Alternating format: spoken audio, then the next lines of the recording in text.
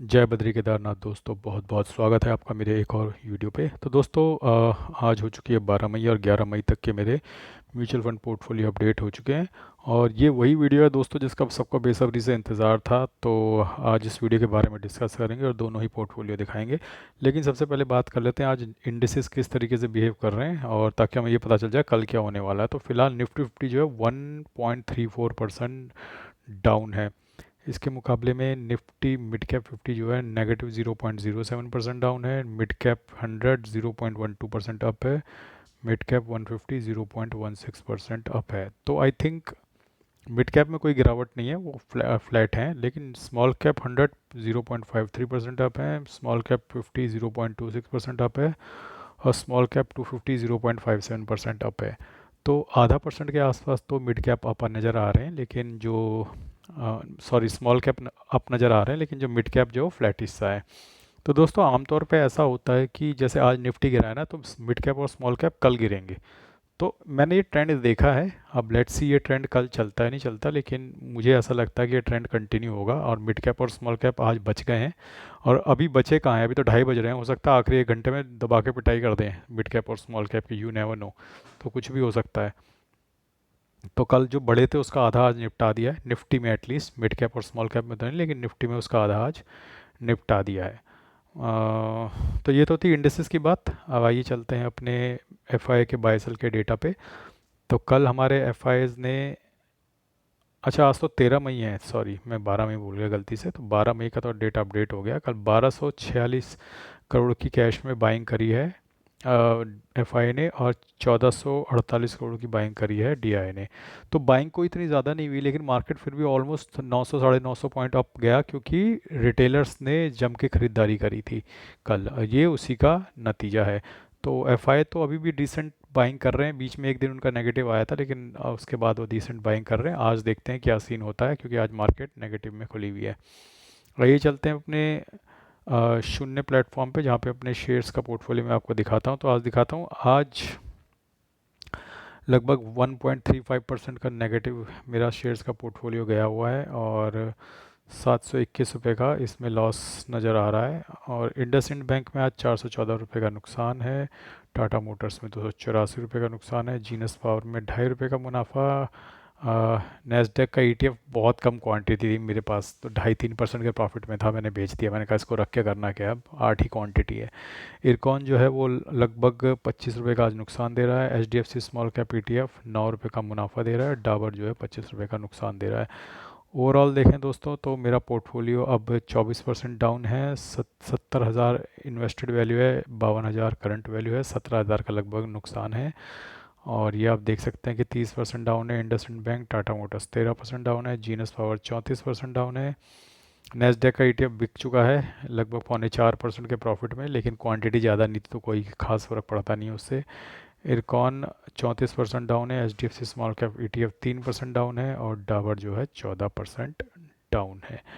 तो इस तरीके से आप देखोगे कि तो मेरे शेयर्स के पोर्टफोलियो अब काफ़ी डाउन है, और मैं स्ट्रेटेजिकली इनको कोशिश करूँगा रिकवर करने की, या फिर इनके अगेंस्ट कोई ऐसी चीज़ खरीदूँगा जिसके प्रॉफिट के साथ ही एडजस्ट होके रिकवर हो सकें। तो दोस्तों इससे पहले कि मैं आगे बढ़ूं और अब आपको अपने इंड मनी ऐप के म्यूचुअल फंड पोर्टफोलियो के बारे में बताऊं, मैंने, आप देखेंगे कि स्क्रीन पे फ्लिपकार्ट का लिंक दिया हुआ है। तो जैसे ही आप स्क्रीन पे टैप करेंगे तो लेफ़्ट साइड बॉटम पे आपको दिखेगा। तो इस लिंक के थ्रू जाके आप फ्लिपकार्ट में कुछ भी शॉपिंग कर सकते हैं, जो भी आपको ख़रीदना हो। एसी, कूलर, टीवी, चप्पल, जुराबें, शूज़, लैपटॉप, पेंसिल, रबड़, कुछ भी आप खरीद सकते हैं। हालांकि लिंक मैंने म्यूचुअल फंड की बुक्स का दे रखा है, लेकिन आप जो मर्जी चाहे शॉपिंग कर सकते हैं। जब भी आप इस तरीके की शॉपिंग करते हैं वहाँ से, तो आपके भाई को थोड़ा सपोर्ट रहता है फाइनेंशियली। और एक बात मैं आपको बता दूं कि इस लिंक को यूज़ करने से आपके बाइंग एक्सपीरियंस में कोई भी इम्पैक्ट नहीं आएगा। तो जब भी आपको फ्लिपकार्ट का कुछ ख़रीदना हो और आप चाहते हैं कि मुझे सपोर्ट करना, तो आप इस लिंक के थ्रू जा सकते हैं। तो चलिए आगे बढ़ते हैं। इंड मनी के म्यूचुअल फंड पोर्टफोलियो में कल मुझे लगभग 3.44% का नोशनल गेन हुआ है, 11,140 रुपये। और जो इन्वेस्टेड वैल्यू है 3,18,000 रुपये है। करंट वैल्यू 3,35,000 रुपये और लगभग 17,000 रुपये का मुझे मुनाफा चल रहा है इस पोर्टफोलियो में, और 5.35% का रिटर्न है। हाँ, ये मुनाफा आज कम ज़रूर हो जाएगा, लेकिन वो कल की बात है। फ़िलहाल आज हम बात करेंगे कि हमारे पोर्टफोलियो में कितना मुनाफा चल रहा है। तो दोस्तों, आप देख सकते हो कि 85,200 की मेरी एसआईपी लगी हुई है, जिसमें से 29,900 रुपये की एसआईपी कंप्लीट हो चुकी है। पारस्परिक में कल 2,000 रुपये का नोशनल गेन हुआ है, और ये पोर्टफोलियो पारस्परिक का जो फंड है ये अब साढ़े लगभग 5.5% के मुनाफे में है। और आईसीआईसी पोटेंशियल ब्लू चिप, इसमें कल 1.6 यानी 1,600 रुपये का नोशनल गेन हुआ है। और ये म्यूचुअल फंड अब लगभग 6.25% के मुनाफे में है। उसी तरीके से निप्पॉन इंडिया लार्ज कैप में कल 1,800 रुपये का गेन हुआ है। ये म्यूचुअल फंड भी लगभग 6.25% के मुनाफे में है। उसके बाद मोतीलाल ओसवाल मिड कैप, इसमें कल 370 रुपये का नोशनल गेन हुआ है, और ये लगभग 6% के मुनाफे में ये म्यूचुअल फंड। दोस्तों, मोतीलाल ओसवाल मिड कैप में आपको याद होगा कि एक डेढ़ महीने पहले तक कई लोग मेरे से बोलते थे भैया मोतीलाल ओसवाल बेच दें क्या, ख़राब परफॉर्म कर रहा है। तो तब भी मैंने लोगों को मना किया था, तब भी मैंने सबको ये बताया था कि मोतीलाल ओसवाल एक अच्छा म्यूचुअल फंड है। तो टेम्पररी फेजेस आते हैं 2 4 6 महीने साल भर के, जब फंड अंडर परफॉर्म करता है, लेकिन वो दोबारा बाउंस बैक करता है।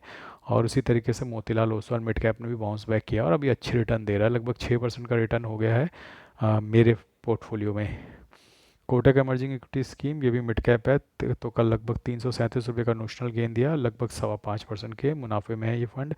एडलवेज मिड कैप, इसने 351 रुपये का गेन दिया है कल, और ये लगभग 6.25% के मुनाफे में है। तो एडलवेज मिड कैप बहुत अच्छा परफॉर्म कर रहा है, लगभग 6.25% पहुँच चुका है। कोई भी मिड कैप इतना ऊपर नहीं पहुँचा है मेरे पोर्टफोलियो में, और ये 1 जनवरी 2025 से शुरू किया हुआ पोर्टफोलियो है इंड मनी ऐप पे। तो I think mid cap category में एटलीस्ट जो मेरे पास फंड्स हैं उसमें सबसे अच्छा एडलवेज मिड कैप परफॉर्म कर रहा है। फिर निप्पॉन इंडिया ग्रोथ है, ये भी मिड कैप का फंड है, इसमें भी कल 363 रुपये का नोशनल गेन हुआ है, ये लगभग 6% के मुनाफे में ये फंड। HDFC मिड कैप, इसमें 313 रुपये का कल मुनाफा हुआ है, लगभग 5.5% के मुनाफे में म्यूचुअल फंड। एडलवेज स्मॉल कैप, कल 319 रुपये का गेन हुआ है, लगभग 4.25% के प्रॉफिट में है ये mutual fund.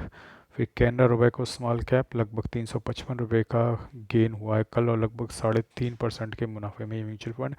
Bank of India small cap, कल 416 रुपये का गेन हुआ है, लगभग 2.78% के मुनाफे में ये फंड।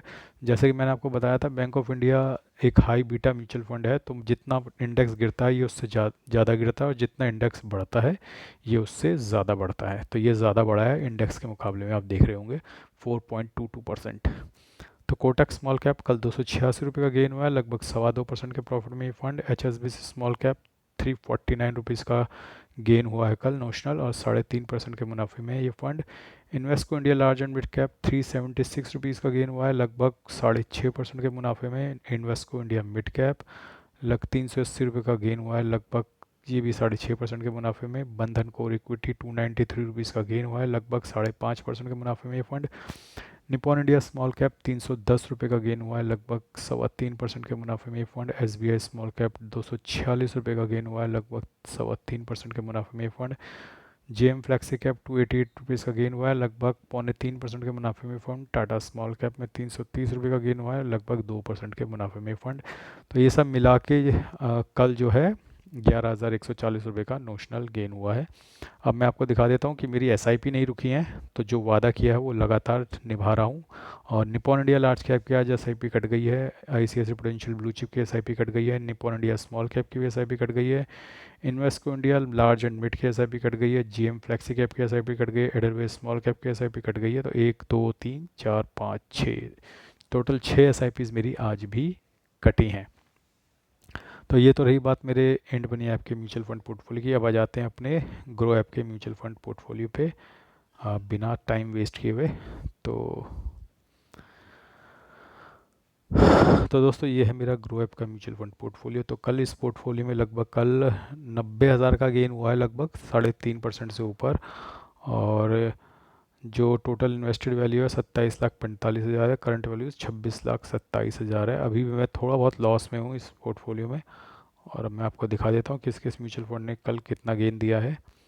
और आप देख सकते हैं कि जिसने सबसे ज़्यादा गेन दिया है वो सबसे ऊपर नज़र आएगा, परसेंटेज वाइज में, वैल्यू वाइज में नहीं। तो देखते हो 4.72% का, यानी लगभग 4.5% का गेन दिया क्वांट इंफ्रास्ट्रक्चर फंड ने।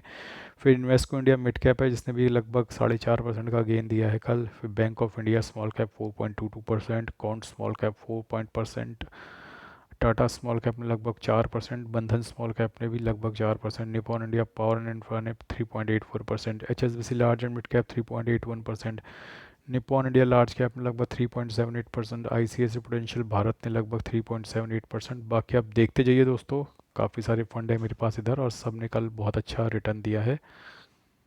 और जिसने सबसे कम रिटर्न दिया वो सब दिखा देता हूँ कौन है वो फंड, वो है Motilal Oswal Nifty India defence और डिफेंस, तो H D F C defence. तो डिफेंस के फंड में कल प्रॉफिट बुकिंग हुई थी, इस वजह से वहाँ पे रिटर्न कम है, लेकिन बाकी जगह आपको दिख रहा है कि लगभग 3% के ऊपर ही हैं सब। और एक चीज़ और दिखाता हूँ कि यहाँ पे मेरे कुछ फंड पॉजिटिव में वापस आ गए हैं, तो एक बार वो भी इस पर भी नज़र दिलवा देता हूँ। तो करंट इन्वेस्टेड, और इस पर मैं शॉर्ट कर लेता हूँ करंट वैल्यू।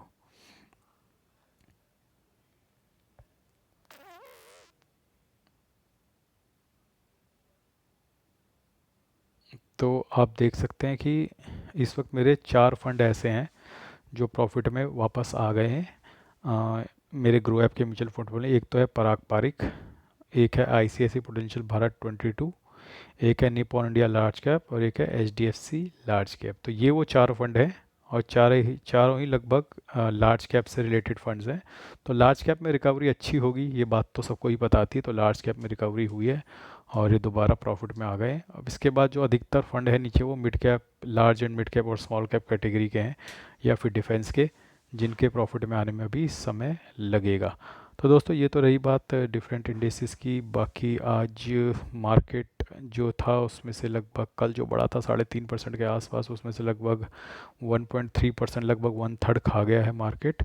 और ये गिरावट थोड़ी एक्सपेक्टेड भी थी, प्रॉफिट बुकिंग आना लाजमी भी था और इसको एक कंसोलिडेशन फेस मान सकते हैं until and unless India Pakistan border से कोई गलत या नेगेटिव न्यूज़ ना आ जाए, क्योंकि अब नेगेटिव न्यूज़ वहीं से आ सकती है, बाकी सब जगह तो पॉजिटिव हो चुका है। तो आई थिंक मैंने अपने तीनों ही पोर्टफोलियो आपको दिखा दिए हैं, और क्या मेरा मुनाफा रहा, बम्पर प्रॉफिट रहा, वो भी आपको दिखा दिया। लगभग 1 लाख से ऊपर का कल मेरा मुनाफा हुआ है दोनों ही पोर्टफोलियो में मिला के। और उम्मीद करता हूँ कि आने वाले दिनों में ऐसे अच्छे दिन और आएंगे और एक अच्छा दिन और आ जाए तो मेरा ग्रो ऐप भी मेरा प्रॉफिट में आ जाएगा, ग्रो वाला म्यूचुअल फंड भी। और इंड मनी ऐप में मेरा ऑलरेडी प्रॉफिट में ही चल रहा है। तो आज के लिए बस इतना ही दोस्तों, धन्यवाद, गुड बाय, जय बद्री केदार।